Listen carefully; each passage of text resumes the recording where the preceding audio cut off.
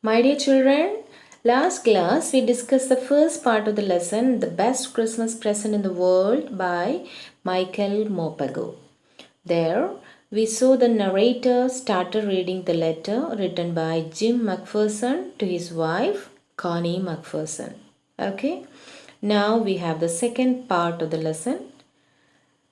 So, the letter starts like this. Dearest Connie, I write to you in a much happier frame of mind because something wonderful has just happened that I must tell you about at once. We were all standing in our trenches yesterday morning, Christmas morning. It was crisp and quiet all about, as beautiful a morning as I have ever seen, as cold and frosty as a Christmas morning should be.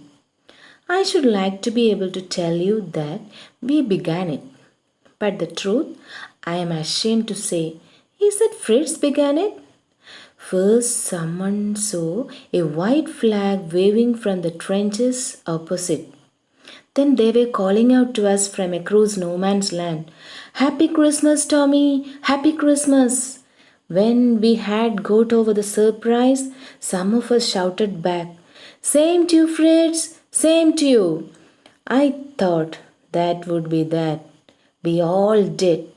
But then suddenly, one of them was up there in his grey greatcoat and waving a white flag. Don't shoot, lads! Someone shouted. And no one did. Then there was another Fritz up on the parapet and another. Keep your heads down, I told the man. It's a trick. But it wasn't. One of the Germans was waving a bottle above his head. It's Christmas Day, Tommy. We have schnapps, we have sausage. We meet you. Yes? By this time, there were dozens of them walking towards us across no man's land and not a rifle between them. Little Private Morris was the first up. Come on, boys, what are we waiting for? And then there was no stopping them. I was the officer. I should have stopped them there and then, I suppose. But the truth is that it never even occurred to me I should. All along their line and ours, I could see men walking slowly towards one another. Grey coats, khaki coats, grey coats English soldiers, khaki coats German soldiers, okay? Grey coats, khaki coats meeting in the middle. And I was one of them. I was part of this. In the middle of the war, we were making peace.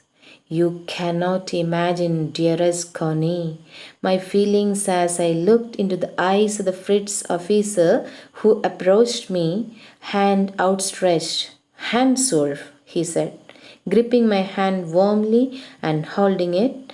I am from Dusseldorf. I play the cello in the orchestra. Happy Christmas, Captain Jim McPherson, I replied, and a happy Christmas to you too.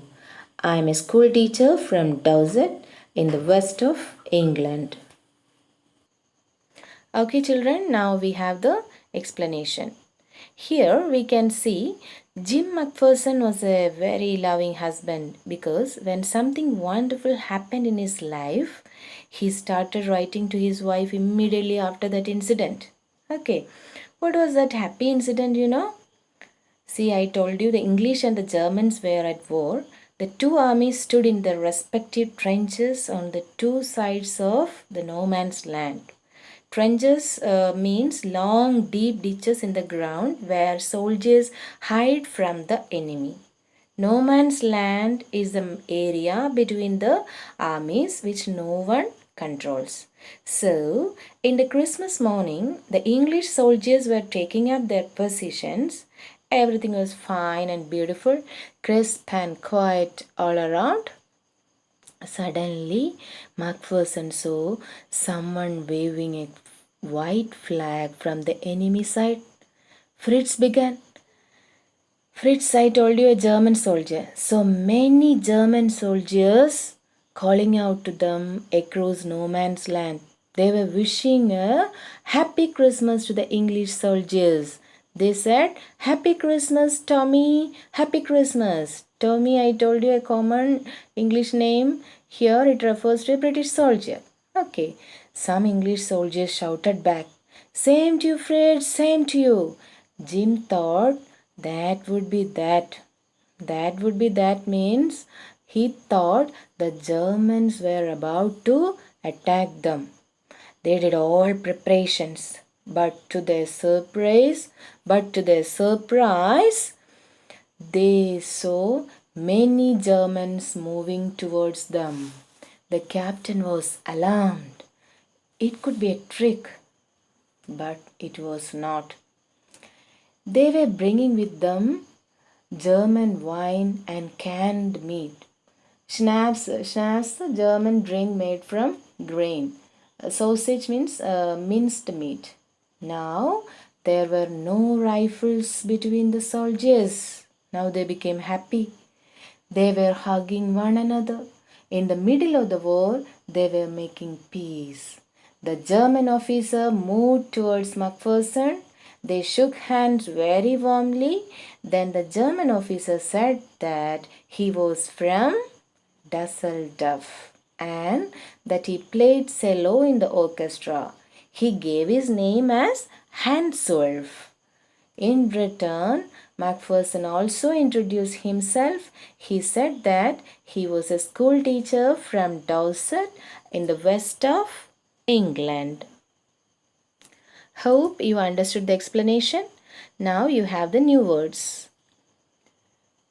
Tommy used to refer a common soldier in British Army, I told you.